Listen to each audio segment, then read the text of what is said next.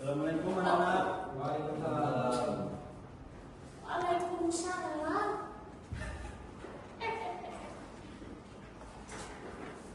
Tadi saya saya hari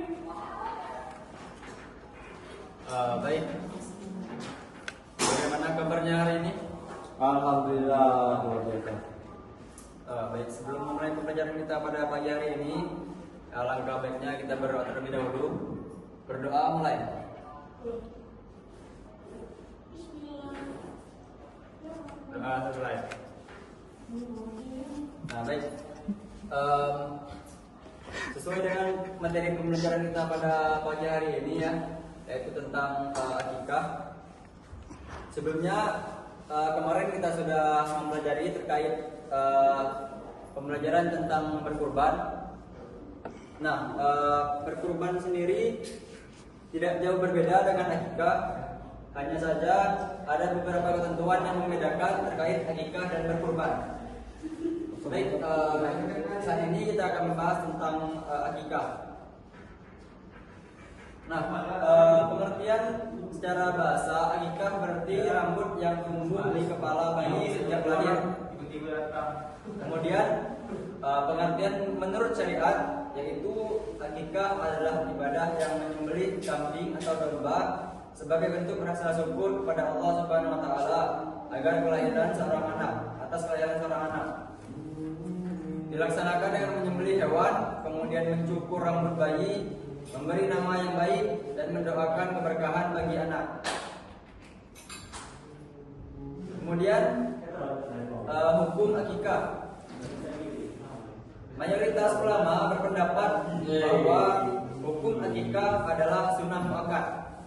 Artinya sangat dianjurkan bagi orang tua yang mampu, bukan kewajiban, termasuk mengikuti sunnah Rasulullah SAW. Adapun dalil akikah terdapat dalam Quran surah Ibrahim ayat 7. Bismillahirrahmanirrahim. Wa idza ta'azzana rabbukum la in syakartum la azidannakum wa la in kafartum inna azabi lasyadid. Yang artinya, dan ingatlah ketika Tuhanmu memaklumkan, sesungguhnya jika kamu bersyukur niscaya aku akan menambah nikmat kepadamu, tetapi jika kamu mengingkari nikmatku maka sesungguhnya azabku sangatlah pedih.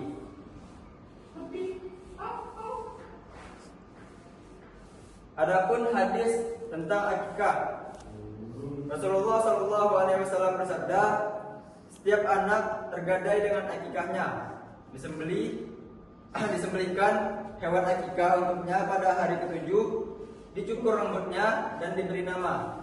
Hadis riwayat Abu Daud, Tirmizi, Ahmad dan An-Nasai.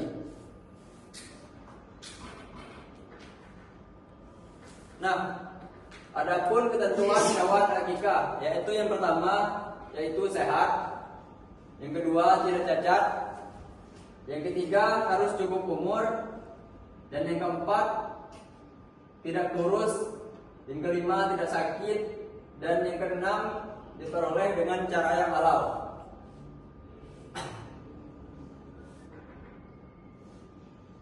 Adapun tata cara terkait tentang akikah, yaitu yang pertama berniat karena Allah Subhanahu wa taala, yang kedua menyembelih hewan akikah, yang ketiga mencukur rambut bayi, yang keempat memberi nama yang baik, dan yang kelima membagikan daging atau memasakkan daging kepada saudara-saudari. Selanjutnya tentang jumlah hewan akikah. Nah, di sini ada yang tahu terkait jumlah hewan akikah? 2 ekor untuk laki-laki, Pak. Betul.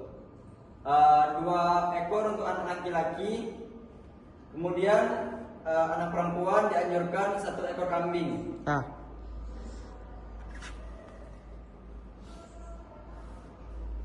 Adapun terkait hikmah akikah, yang pertama meningkatkan rasa syukur, yang kedua meneladani sunnah Rasulullah, yang ketiga memohon keberkahan bagi anak, Dan yang keempat, mempererat tali silaturahmi.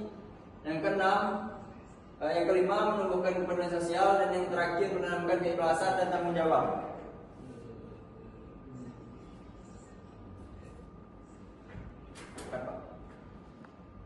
Nah, baik, untuk selanjutnya dipersilakan kepada anak-anak untuk memperhatikan video yang telah Bapak perlihatkan di layar kita.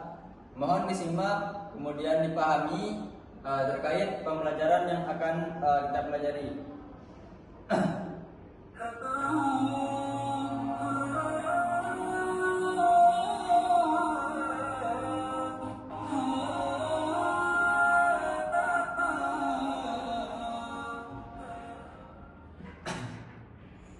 Assalamualaikum warahmatullahi wabarakatuh. Bismillah, alhamdulillah, wala haula wala quwwata illa billah. Amma ba'du.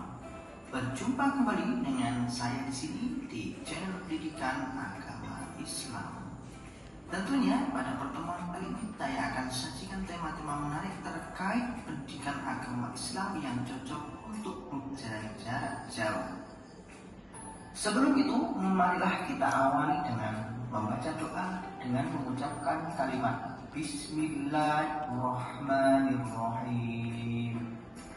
Tahukah kalian ini hewan apa? Ya, betul. Ini adalah domba atau kambing. Lalu kenapa saya kasih tahu kalian tentang hewan ini? Ya, pada materi kali ini saya akan membahas tentang akikoh. Tentunya ada hubungannya dengan hewan ini. Akikoh secara bahasa adalah memutus atau mengubangi. Sedangkan secara syariat artinya makna dari akikoh adalah menyembelih kambing atau domba sebagai tanda syukur kepada Allah SWT atas lahirnya anak, baik laki-laki maupun perempuan. Lalu pertanyaannya adalah, kapankah akikoh itu dilaksanakan? Jawabannya, akikoh itu dilaksanakan hari ke-7 sesudah anak itu dilahirkan, atau hari ke-14 atau hari ke-21. Namun, jika pada hari-hari itu akikoh tidak bisa dilaksanakan karena suatu keadaan, baik secara ekonomi maupun yang lainnya, akikoh itu bisa dilaksanakan kapan saja. Hal ini sesuai hadis Rasulullah SAW yang berbunyi Bismillahirrahmanirrahim. An Umarta an Nabi sallallahu alaihi wasallam qala kullu gulamin murtahan bi'aqiqatihi tutbahu an yawm as-sabi'i wa yukhlaqu ra'suhu wa yusamma. Rawahu Ibnu Majah. Artinya, dari Samurah bahwasanya Nabi Muhammad SAW bersabda, setiap anak itu tergadai dengan akikohnya yang disembelih pada hari ke-7, dicukur rambut kepalanya dan diberi nama.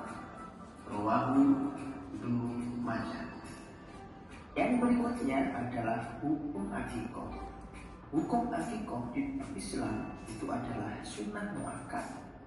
Sunnah muakkad artinya apa? Yaitu sunnah yang sangat dianjurkan untuk dilakukan. Jadi itu banyak pahala yang bisa kita ambil dari akikoh ini. Oke, berikutnya adalah ketentuan hewan untuk akikoh. Mayoritas ulama sepakat bahwa hewan yang digunakan untuk akikoh itu adalah kambing atau domba. Untuk anak laki-laki, hewan yang digunakan untuk akikoh itu sebanyak 2 ekor kambing atau domba. Dan untuk anak perempuan itu 1 ekor kambing atau domba. Jadi di sini tidak ada ketentuan apakah berjenis kelamin betina ataupun jantan. Adapun yang menjadi syarat atau domba yang digunakan untuk akikoh yaitu sebagai berikut. Yang pertama, kambing atau domba itu harus dalam keadaan sehat, tidak kurus dan tidak cacat. Yang kedua, kambing atau domba itu sudah berumur 1 tahun lebih atau sudah pernah berganti gigi. Oke, setelah kita mempelajari tentang ketentuan hewan akikoh, yang selanjutnya adalah cara membagikan daging akikoh. Cara membagikan daging akikoh itu tidak sama dengan bagian daging kurban. Dalam pembagian daging akikoh itu diberikan dalam kondisi sudah dimasak. Orang tua anak boleh memakannya dan sebagian dibagikan kepada sahabat-sahabatnya dan sebagian lagi disedekahkan dan kaum muslimin, atau boleh juga mengundang kerabat dan tetangga untuk menyantapnya, serta boleh juga disedekahkan semuanya. Selanjutnya, pembahasan yang terakhir dari pertemuan kali ini adalah hikmah pelaksanaan akikoh. Ada banyak hikmah yang dapat kita ambil dari pelaksanaan akikoh. Di antaranya, yang pertama yaitu menghidupkan sunnah. Yang kedua, membebaskan anak dari ketergadaian. Yang ketiga, ibadah akikoh mengandung unsur perlindungan dari setan yang dapat mengganggu anak yang terlahir itu.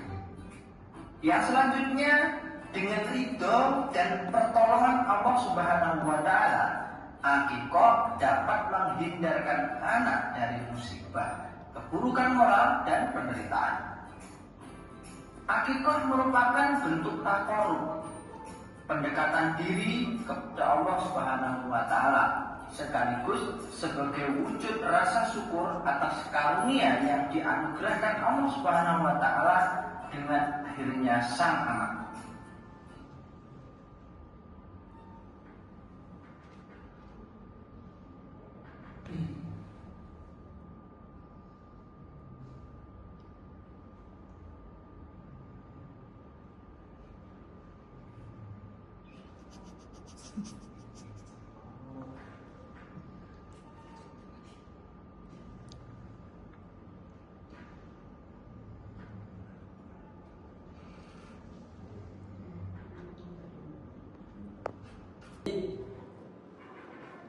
Dari video yang telah Bapak tampilkan tadi, di sini Bapak akan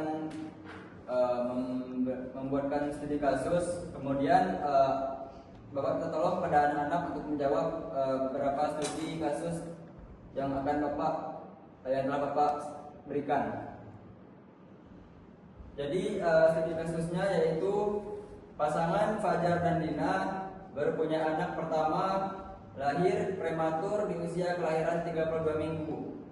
Bayinya sekarang masih dirawat di rumah sakit dan kondisinya belum stabil.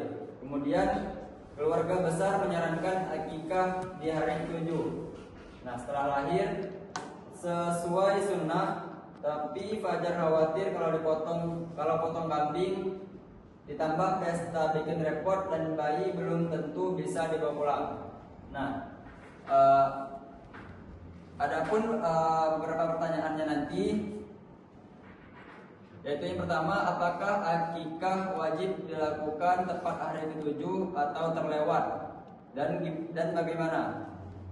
Pertanyaan yang kedua, dengan kondisi bayi masih dirawat, bentuk akikah apa yang paling tepat untuk Fajar dan Dina? Dan yang ketiga, kalau belum mampu membeli kambing sekarang, apa hukumnya untuk menjalankan akikah? Nah, dipersilakan untuk kepada anak-anak untuk menjawab 3 pertanyaan tersebut. Baik, untuk saudara Abi dipersilakan untuk menjawab pertanyaannya.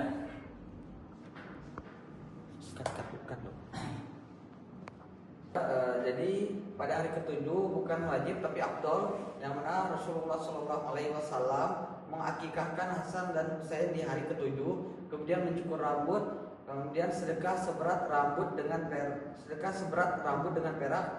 Kalau terlewat karena uzur, ulama 4 mazhab sepakat boleh di hari lain, yakni selesai masa nifas, kemudian anak balik, bahkan dewasa pun masih disunahkan. Jadi Fajar dan Dina gak berdosa walaupun mundur. Nah, baik, terima kasih untuk jawabannya tadi saudara Albina ya. Nah, mungkin untuk pertanyaan yang selanjutnya, ketika menekan waktunya sudah tidak cukup ya, Mungkin untuk PR saja, dan nanti akan Bapak tambahkan lagi terkait PR-nya ya. Dan Ya, akan Pak. Bapak share di grup PR-nya. Baik, mungkin